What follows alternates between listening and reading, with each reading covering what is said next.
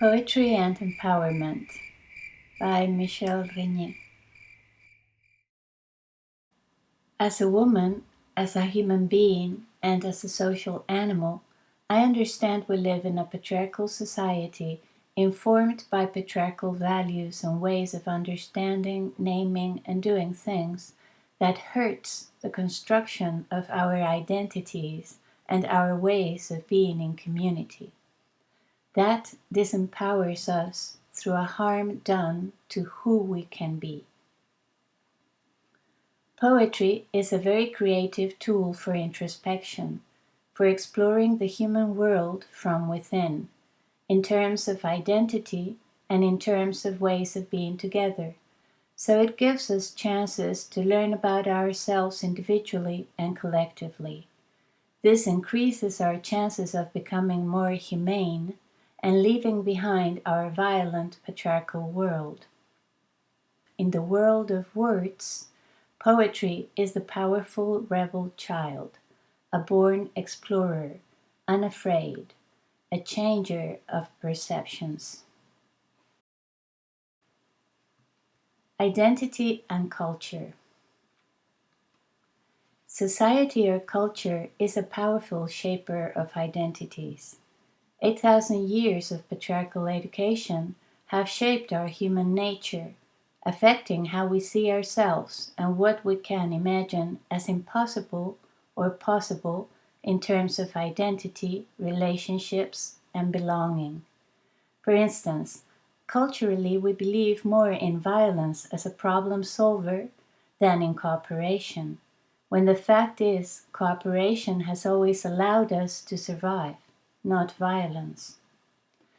So, what mainstream culture acknowledges as human is not all there is to us.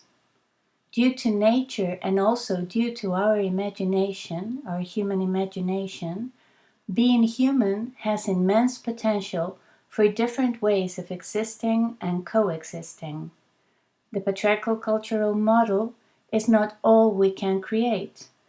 We don't have to choose between being rational or emotional, intelligent or caring, violent or submissive, and we don't have to accept that one group, man, has to prevail over the other. This model lacks wisdom. It's all about war. Identity should not be a battlefield. In patriarchy, we force each other to build our identity against other people's identities.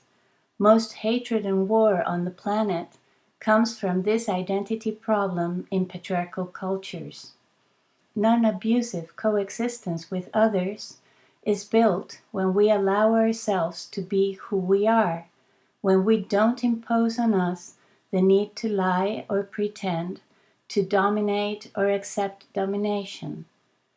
Knowing who you are or can become can bring about a nonviolent revolution that starts in our very body and mind and then affects those around us. Without our individual, unique being, we cannot achieve betterment in society.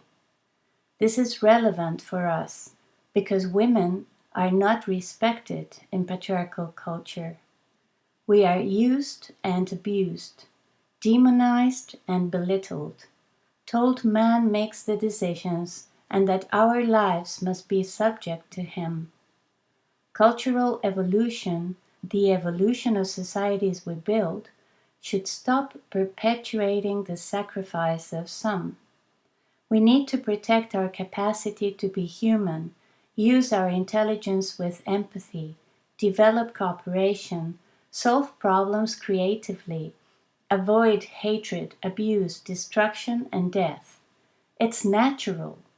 In nature, most animals try to avoid destruction and death. Language and poetry. Language is a mirror and a creator of our identities. When our language is repeating what we hear, we repress our own identity in favor of transmitting what the majority says. The language in poetry is totally different to this. It's a laboratory, a journey of discovery into human voices, and thus a tool for discovering, exploring, constructing identities. With poetry, we struggle to escape the violence against our identities because we feel, know, are aware that something is wrong, forced, or lacking. We go deep into ourself to find a voice, our voice. This experience inspires us vitally, fills us with energy, because poetry actually allows a freer exploration to feel, think, and experience differently. It allows us to get in touch with our sources of strength, always under the pressure of erasure. A lot of our suffering comes from the way in which society tells us what we can or can't be. But language is us, alive, changing as we experience living and learn to be in the world. Language is an ability we have. Like nature, language can embody all that's human. Anything can happen through the body of language. Poetry is a tool for introspection. It comes from the inside, the most personal. It looks outside from the inside, explores possibilities creatively through a special use of language.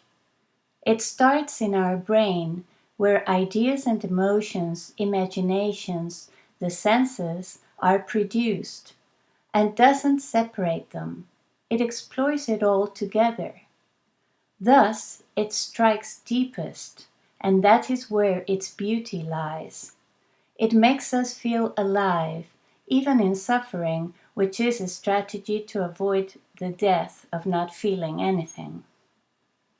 And this happens because it unveils a truer reflection of who we are, and it expresses that considering the beauty of life and living. Poetry feels like an awakening. It awakens because it allows an emotional understanding of life and living using all of our potential to perceive. Writing or reading poetry is often a rescue of things human that are misrepresented in ordinary language, omitted, denied, distorted, attacked by the patriarchal uses of language constricting human identities and human experience. Understandably, its language cannot be linear in the way it means, but full of light in all kinds of directions. Through metaphors, images, and the music in the poem, through symbolism and unexpected associations, it awakens our intuition, our senses, our imagination, a more comprehensive and natural way of being and understanding, of experiencing. And so we escape overused and abused meanings, the partial or unreal interpretations of who we are. In this sense, poetry is a found path, a way out, a way beyond, a way to reach for what is more true to us. And this comes as a discovery through language, a discovery of meaningful and surprising connections. This search with language expands our understanding of how language expresses and communicates.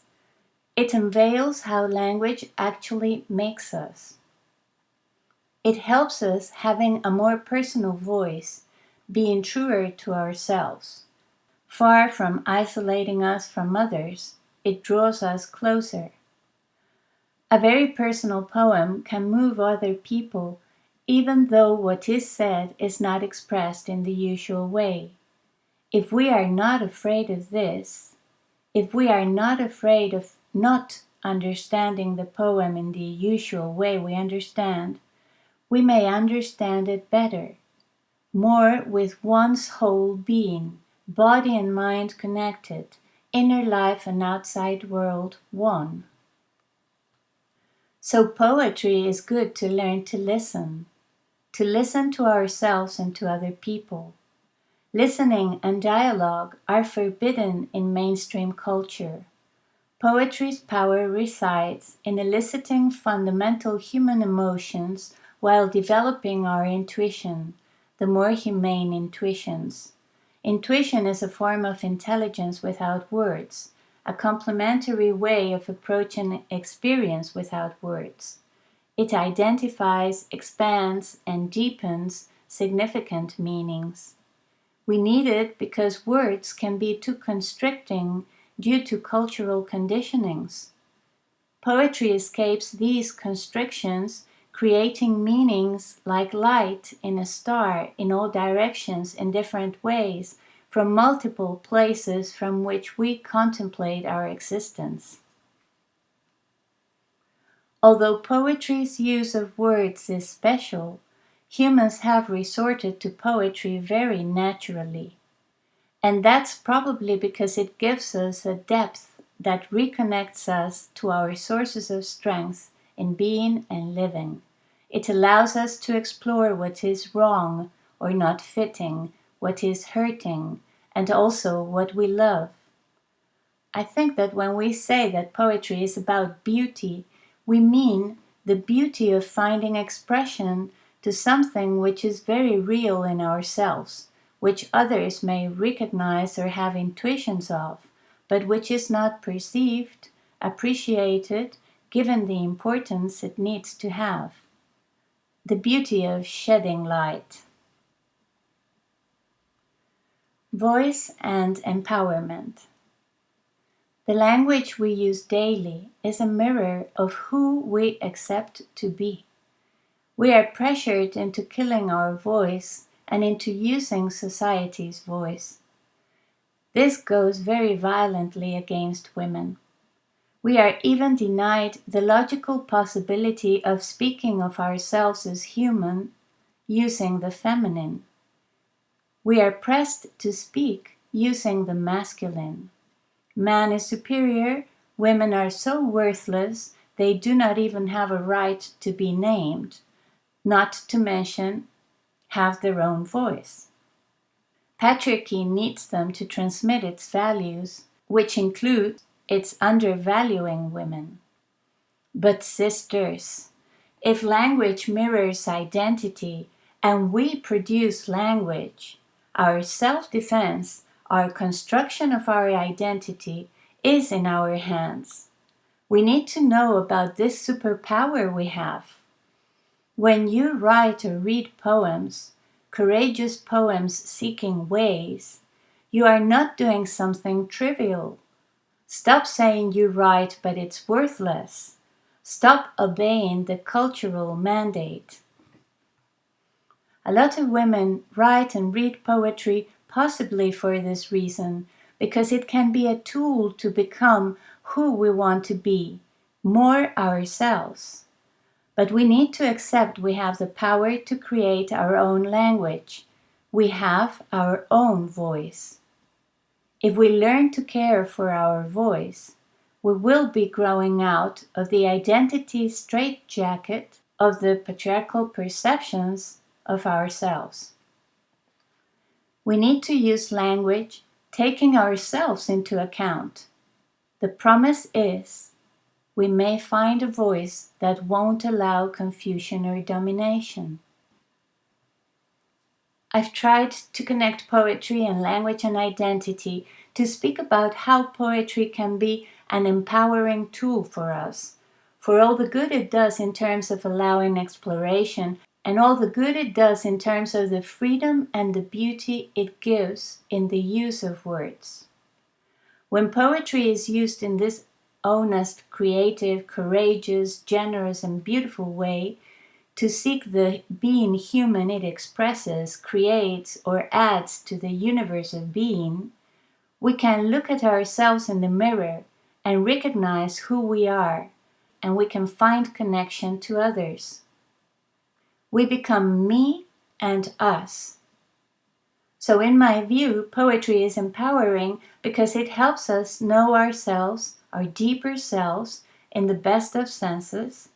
For those writing and listening to poetry, and in general for the evolution of the species, of our societies and cultures. Women, as social beings subjected to this violent culture, placed as inferiors and evil, forced to keep going the patriarchal way, enslaved, have found and can find in creating or listening to poetry a tool, a ground for breaking the chains, the molds that distort, deform their being human, a tool for expressing their dissent, their resistance, and thus build a more authentic and personal identity. So if you want to work for your identity, learn to think better, to feel and feel more truthfully your humanity. If you want to discover and experience that part of your own world which we destroy, you may be working not only for your own survival and transformation, but also for everybody's. In the same way we repeat, embody those cultural values and ways full of violence and injustice every single day in everything we do, in ways which are not apparent to us due to our cultural understanding or brainwash, we can make the decision of living, be more true to ourselves, disobeying the identity wars, learning, exploring how to express ourselves and respect ourselves, which is also the way to respect others. The further we get in learning to find a voice, the less we renounce our human talents and abilities. Being a human that does not comply with a cultural mandate against identity, that does not fit well in the system of oppression, makes the machine we have created conform to us, not the other way.